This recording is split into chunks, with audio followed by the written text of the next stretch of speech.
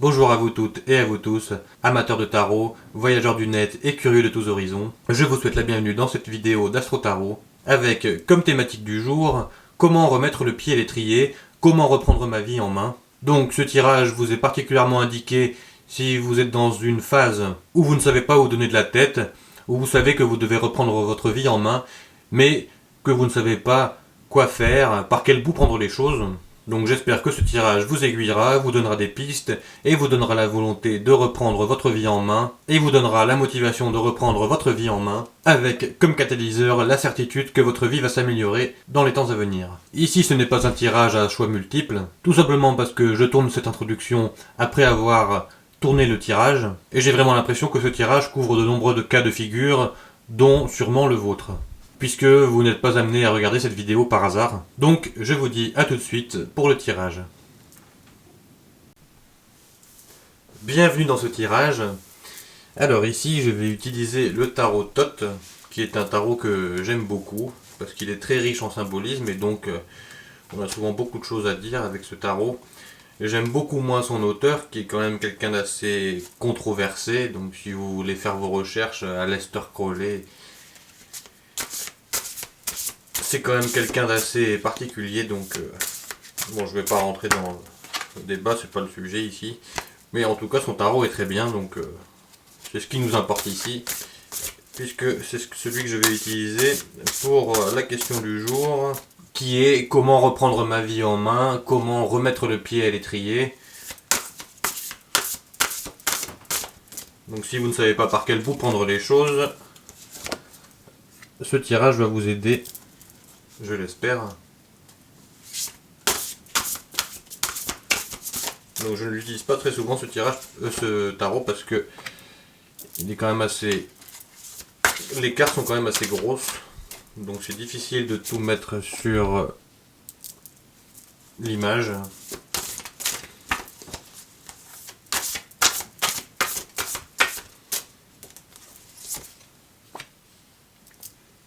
Nous commençons ce tirage par la carte de la tempérance, que l'auteur ici appelle l'art, donc j'aime beaucoup cette appellation puisque elle est très juste, l'art faisant référence à la magie étant effectivement un art, l'art de manier les éléments. C'est quelque chose de très précis qui ne se fait pas à l'aveuglette. Donc concrètement, dans votre vie actuellement, qu'est-ce que ça veut dire? Eh bien déjà, la notion d'art vient au premier plan. Il semble que vous ayez besoin d'apporter une certaine touche artistique à votre vie, de la vivre avec un certain art, donc il n'est pas forcément question ici de développer votre créativité, à moins que ce soit quelque chose qui vous appelle, et à ce moment-là, très bien, je vous invite à développer votre créativité. Néanmoins, moi, ce qui m'attire surtout ici, puisque nous parlons de comment remettre le pied à l'étrier, c'est de remettre le pied à l'étrier avec un certain panache, de considérer votre vie comme une œuvre d'art, ou une série d'œuvres d'art si vous préférez. Et donc, puisque nous sommes également dans une carte qui nous parle de magie, et donc d'énergie, de récupérer les énergies planétaires qui se déversent actuellement sur vous, donc en quelque sorte de surfer sur la vague énergétique du moment. Alors ça va quand même grandement dépendre de vous et de votre thème, puisque les énergies planétaires vont influer différemment sur chacun d'entre nous en fonction de notre thème natal, nos croyances, notre façon de vivre, là où nous en sommes dans notre vie, etc. Toutes les capacités que nous avons pu développer. Néanmoins, vu qu'ici nous sommes dans une guidance générale, je ne vous ai pas en face de moi et je ne peux pas vous dire précisément en quoi ça va vous impacter dans votre vie personnelle. Néanmoins, en ce moment, nous avons Jupiter qui transite en Poisson. Le Poisson étant un signe, entre autres, lié aux artistes, donc ce qui pourrait aussi nous parler d'art. Et l'art, c'est très vaste, ce n'est pas forcément prendre une toile et peindre, ce n'est pas forcément sculpter, ça pourrait très bien être faire la cuisine, ou faire toutes sortes de choses créatrices, avec une certaine touche artistique, une certaine touche personnelle qui correspond à votre style, donc d'amener une certaine façon de faire artistique dans votre vie de tous les jours. Ensuite, petite parenthèse quand même pour celles et ceux d'entre vous qui ont un public, une clientèle, ou qui ont par exemple une classe à gérer en tant que professeur par exemple. Avec cette carte, il peut être question de communiquer avec votre clientèle, avec votre public, donc par le biais de vidéos, de PDF, d'audio, de courrier. Si vous avez une entreprise, ça peut très bien vouloir dire que vous devez faire des démarches pour vous faire connaître aussi. Donc je ferme la parenthèse puisque ça ne concerne pas la majorité d'entre vous, je suppose. Bon, ici nous avons une carte un peu plus délicate qui est le 8 de coupe. Alors, bon, même sans être tarologue, je pense que vous voyez un peu ce que je veux dire. Les coupes sont brisées et nous avons un mot qui est indiqué donc en bas de la carte qui est indolence.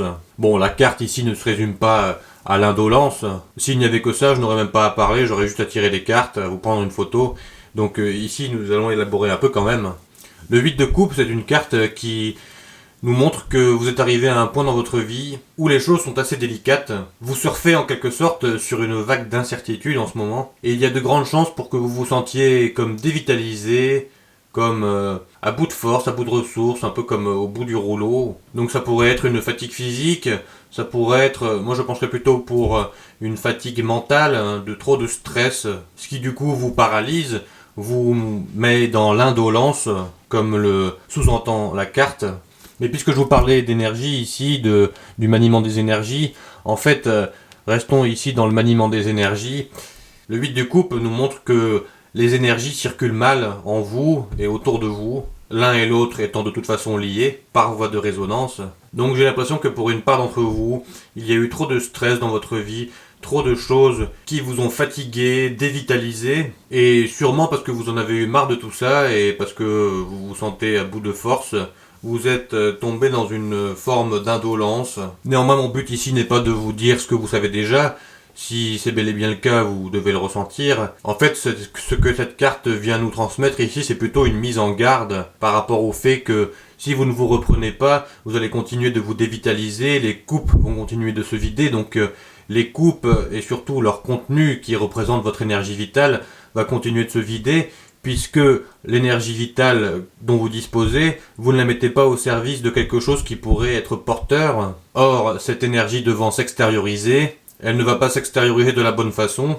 Donc là où la première carte venait nous suggérer quelque chose de positif, au contraire, le 8 de coupe vient vous mettre en garde quant à de possibles répercussions sur votre vie et surtout sur votre énergie vitale. Donc quelle que soit votre situation, ne vous laissez pas trop atteindre par ce qui se passe et reprenez-vous comme vous le pouvez. Bien sûr, je sais que c'est plus facile à dire qu'à faire, je ne suis pas dans votre position. Même si comme tout le monde, j'ai mes périodes de haut et de bas. Néanmoins, mon but en tant qu'astro-tarologue n'est pas de vous étaler de la pommade et de vous dire que tout ira bien, à moins que ce soit le cas. Mais ici, étant donné qu'il y a une mise en garde, je me dois de vous mettre en garde aussi. Mon but c'est de vous faire évoluer, de vous partager ma vision des choses et mon expérience, pour que vous puissiez mettre ceci à profit dans votre vie et la gérer au mieux. Voilà, je pense que j'ai dit à peu près tout ce que j'avais à dire concernant cette carte. Une dernière petite chose quand même. Alors, je ne sais pas si vous allez réussir à le voir. Nous avons tout en haut de la carte, en dessous du 8, le glyphe de Saturne, de la planète Saturne, et ici en bas, le glyphe du signe des poissons. Alors, qu'est-ce que ça veut dire ? Saturne, en poisson, pour faire court, il a tendance à endiguer nos émotions. Donc endiguer, c'est-à-dire mettre une digue pour empêcher vos émotions de s'extérioriser.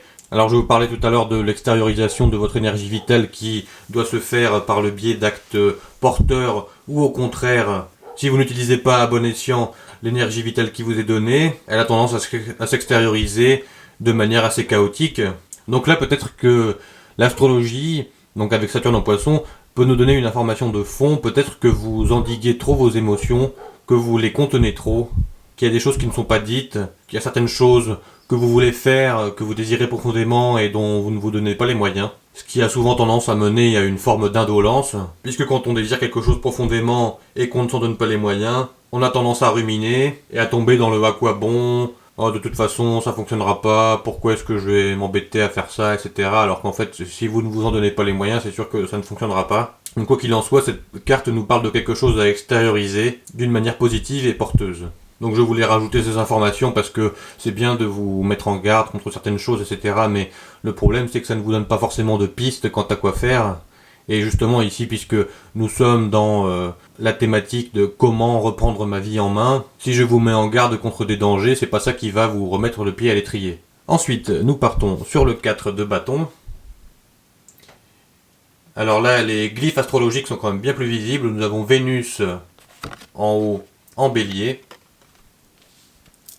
C'est une des raisons pour lesquelles j'apprécie particulièrement ce jeu, puisqu'il nous donne des indications par rapport à l'astrologie qui peuvent nous servir ou pas selon les contextes. Donc il y a en fait plusieurs niveaux de lecture dans ce jeu. Bon, avant de passer à l'aspect astrologique, je vais quand même vous transmettre le message de l'arcane. Alors c'est vrai qu'en bas de la carte il est marqué achèvement, mais bon, ça c'est la vision de l'auteur. Nous ici nous allons élaborer un peu. On pourrait effectivement garder cette notion d'achèvement, mais ce que je voudrais rajouter quand même, c'est que c'est un achèvement qui va vous permettre de voir un autre cycle commencer. Donc vous voyez, sur la carte nous avons une roue ça tourne. Donc la roue qui tourne ici vient nous rappeler que rien n'est jamais permanent. La seule permanence qui existe dans la vie, c'est le changement. Donc cette carte pourrait nous parler de nouvelles opportunités, notamment au niveau sentimental, mais je pense que si vous êtes en train de regarder cette vidéo, ce n'est pas forcément le point qui vous intéresse le plus actuellement. Donc ce qu'il y a à retenir ici, c'est que il y a des opportunités qui vont sûrement se présenter à vous prochainement, donc c'est pour ça aussi qu'il faut faire attention à cette carte du 8 de coupe, parce que si vous vous laissez dévitaliser, vous ne pourrez pas saisir les opportunités comme il se doit, puisque peut-être même que vous ne les verrez même pas arriver, ou quand elles arriveront, vous ne serez pas prêt, pas prête. En tout cas, si vous restez dans cette énergie du 8 de coupe. Donc ici, c'est le message principal de cette carte. La roue qui tourne pour vous indiquer qu'il y a quelque chose qui se prépare, quelque chose de nouveau. Et donc ici, si nous nous attardons rapidement sur Vénus en Bélier, donc ça vient effectivement rajouter l'idée que vous pouvez rencontrer quelqu'un. Et après tout, ça pourrait très bien vous aider à remettre le pied à l'étrier, puisque si vous avez besoin d'être en couple, si vous vous sentez seul et que actuellement c'est difficile pour vous, ça pourrait très bien vous requinquer aussi. Donc je me dois quand même de vous en parler. La dernière carte vient appuyer cette carte du 4 de bâton que nous venons juste de voir. Donc ici nous avons la princesse des disques, comme l'appelle l'auteur, qui est en fait la princesse de denier. Alors en quoi est-ce que la princesse de denier corrobore le message du 4 de bâton ? Eh bien, c'est tout simplement qu'elle vient nous annoncer également un nouveau cycle. Néanmoins, la nuance ici qu'elle vient apporter, c'est que ce nouveau cycle, c'est quelque chose qui va se mettre en place dû à des changements que vous aurez mis en place. Donc en fait, ce sera la résultante de vos efforts. On pourrait dire que la princesse de disque ici vient vous rajouter l'idée que rien ne va tomber tout cuit et que si vous voulez obtenir des résultats, il va falloir sortir de cette énergie du 8 de coupe. Alors je sais que comparé à d'autres astrologues, je dis parfois les choses de manière cash, mais c'est tout simplement parce que c'est la vérité. Certains tarologues tentent à nous faire croire que les choses tombent parfois toutes cuites, alors qu'en fait ce n'est pas vrai. Il y a toujours quelque chose à donner en échange de ce qu'on reçoit.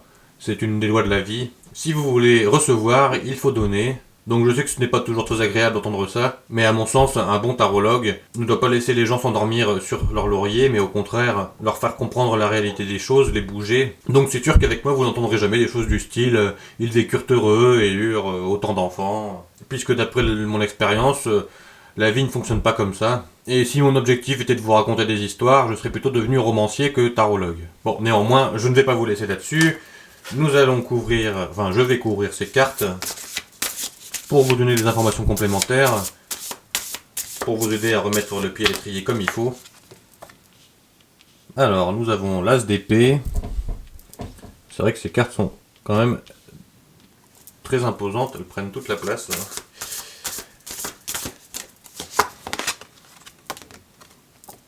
Nous avons la reine de bâton.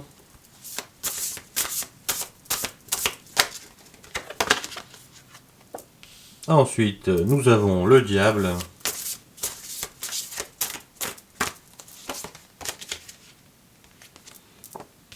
Et le 10 de denier. Et bien là, c'est formidable cette carte.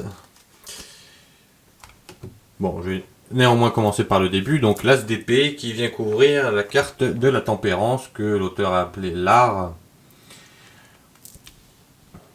Donc comme vous pouvez le voir, la carte de l'As d'épée est très lumineuse et positive.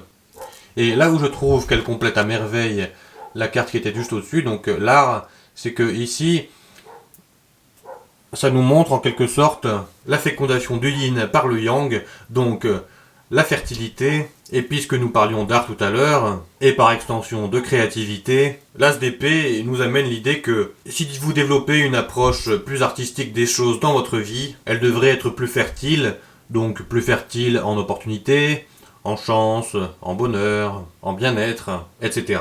Néanmoins, pour arriver à cette vision artistique des choses et à cette fécondité, cette fertilité, il faut ici, avec votre épée, donc dégager le brouillard. Donc comme vous pouvez le voir, il y a des nuages en bas de la carte qui sont en fait le brouillard mental qui est dissipé par l'épée que vous maniez. Donc ici, il serait question de couper les liens avec tout ce qui vous encombre, tout ce qui vous embrouille.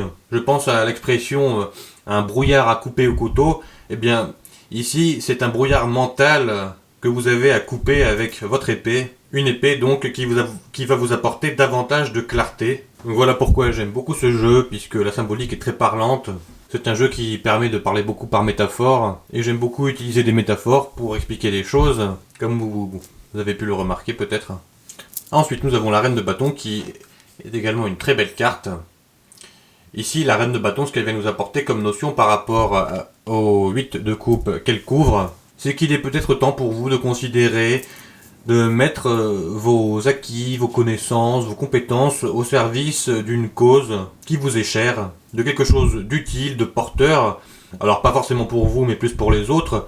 Néanmoins, si c'est porteur pour les autres, vous aussi vous en tirerez les bénéfices. Et cette carte pourrait aussi vous dire que plutôt que de rester dans votre énergie du 8 de coupe, qui est une énergie dense, lourde et difficile à supporter, difficile à vivre, peut-être qu'en portant votre regard sur les autres et ce que vous pourriez leur apporter, ou alors sur la nature aussi, ce que vous pourriez apporter à la nature, pourquoi pas, hein, c'est valable aussi, vos problématiques du moment pourraient vous paraître moins difficiles à vivre puisque vous auriez un certain recul et vous auriez une échappatoire positive qui consisterait à faire le bien autour de vous. Et il y a toujours un sentiment très fort qui se dégage quand on apporte de l'aide aux autres ou quand on fait des choses utiles, bien pour la nature par exemple. On se sent utile, on est satisfait, on est content de soi et donc on se sent bien. Ça peut très bien être aussi une forme de drogue, bien sûr de drogue positive. Bien qu'il faille faire attention néanmoins à ne pas tomber dans un extrême de toujours se concentrer sur les autres et de négliger ses propres problèmes. Donc plus concrètement, je vous invite à réfléchir à ce que vous pourriez apporter aux autres, à la terre éventuellement, aux animaux, ou pourquoi pas à votre famille, à des amis, des choses que vous pourriez faire pour les aider, et qui justement vous permettraient aussi de sortir de cette énergie du 8 de coupe. Vous avez forcément des compétences, vous avez forcément appris des choses dans votre vie, vous avez des expériences, vous n'êtes pas resté cloîtré chez vous toute votre vie, les bras croisés, donc vous avez forcément des choses à faire. Tout ce que vous avez appris, vous pouvez le mettre à profit financier ou pas. Quoi qu'il en soit, ici, il n'est pas forcément question de finance, mais plutôt d'extérioriser votre énergie d'une manière beaucoup plus positive et porteuse que dans le 8 de coupe. Donc je reviens beaucoup sur le 8 de coupe, parce que c'est la carte que couvre ici la reine de bâton, mais parce que c'est une mise en garde importante, que vous ne devez pas rester dans ce genre d'énergie. Si vous voulez voir se déployer dans votre vie quelque chose de positif, comme ce que nous annoncent ici ces cartes, d'ailleurs nous allons tout de suite en venir aux autres cartes. Donc ici nous avons le diable, qui est une carte qui est souvent décriée, mais bon, ici je trouve que l'auteur remet les choses plutôt à leur place, et c'est quelque chose que j'apprécie aussi beaucoup, c'est qu'il y a pas mal de vérité dans ce jeu. Et donc, celle qui a dessiné ce jeu, puisque je pense que c'est une femme, avait vraiment de grandes qualités artistiques, comme nous le montre cette carte, qui remet aussi beaucoup de choses à leur place, puisque via son art, elle a réussi à faire passer des messages, sans même avoir à écrire quoi que ce soit. En fait, il suffit juste de regarder les images avec une certaine vision des choses, et il y a beaucoup de choses à comprendre, plusieurs niveaux de lecture, en fonction de notre niveau de conscience. Bon, petite parenthèse fermée. Alors ici, la carte du diable nous parle de matière. Donc il n'y a rien de diabolique, la matière c'est pas diabolique, la matière c'est notre vie de tous les jours, tout ce que nous le faisons dans la matière, le support via lequel vous êtes en train de regarder cette vidéo est quelque chose de matériel, donc ça n'a rien de diabolique, c'est juste qu'on nous a beaucoup véhiculé au cours de l'histoire l'idée que la matière c'était quelque chose de sale, que nos corps étaient sales, etc. alors que bon, pas du tout. À partir du moment où on a une certaine hygiène de vie, je ne vois pas pourquoi on serait des êtres sales. Quoi qu'il en soit, ici avec cette carte du diable, il est question donc de matière, et je pense que vous n'êtes pas assez dans la matière, dans le concret, dans le réel. Vous vivez en fait trop les choses via votre mental. Vous rêvez votre vie plutôt que de vivre vos rêves. Donc c'est particulièrement sur ce point que cette carte vient appuyer. Il y a besoin de plus de concrétude dans votre vie, de plus d'action. Les idées que vous avez sont faites pour être matérialisées, pas juste pour être pensées. Imaginez si nous avions un monde qui était juste pensé, si jamais personne n'avait construit quoi que ce soit et avait juste imaginé des maisons, etc. Bon, où est-ce que nous vivrions actuellement? Si nous avions pensé notre civilisation sans jamais rien faire pour la développer, c'est pareil, nous serions encore, je ne sais même pas où nous serions, mais sûrement dans un état très primitif. Et donc ici, grande cohérence du jeu, puisque nous avons comme dernière carte le 10 de denier, donc le 10 de disque, comme le dit l'auteur, qui nous parle, effectivement, comme le montre le mot qui est écrit en bas de la carte, de richesse. Et c'est très juste, l'auteur a tout à fait raison là-dessus. Le 10 de denier, c'est de la richesse, donc, puisque ça couvrait tout à l'heure la princesse de disque, qui nous parlait d'un renouveau, de changement, mais attention, d'un changement qui vient de vous, parce que vous faites tourner la roue, et pas parce que se déverse sur vous une pluie torrentielle d'abondance, comme ça, venue du ciel. Mais ici, nous avons les gains, les résultats, les fruits de vos efforts. Donc, hormis cette carte du 8 de coupe qui vient vous mettre en garde, tout le reste du jeu vous porte à aller de l'avant comme un bélier, de faire tourner la roue donc comme un bélier, avec un certain élan, un aspect fonceur, même s'il n'est pas question de foncer tête baissée dans les obstacles non plus. Ici il est question de mettre en place les choses intelligemment, donc avec un côté artistique, on pourrait dire aussi avec un certain panache, avec le panache du guerrier qui manie son épée, et qui dégage le brouillard mental dans lequel il est actuellement noyé, qui dépasse son vide de coupe, et qui met son énergie au service d'une cause qui lui est chère, qui fait tourner la roue, qui matérialise les choses, tout en sachant que via toutes ces actions, ici, il y a quelque chose qui est en gestation, quelque chose qui va pouvoir pleinement se déployer et donner toute sa richesse. Donc de mon point de vue, c'est un très beau tirage. Alors certes, il y a cette carte du 8 de coupe, mais bon, c'est pour nous dire aussi que les choses ne sont pas toujours roses, et même si les coupes sont roses, donc d'un rose cuivré, vous voyez très bien que le reste de la carte est quand même assez sombre. Et comme vous pouvez le voir également sur la carte, le ciel est bas, et menaçant, donc c'est comme pour vous dire qu'une tempête arrive, mais si vous décidez de ne pas rester là, de faire tourner la roue, il n'y a pas de raison que vous restiez dans cette tempête et que vous soyez noyé sous des trompes d'eau. Maintenant, étant donné que je ne peux que vous suggérer des choses et pas faire les choses à votre place, il en revient à vous de faire votre choix et de mettre en place des actes concrets, comme nous le montrent de nombreuses cartes de ce jeu.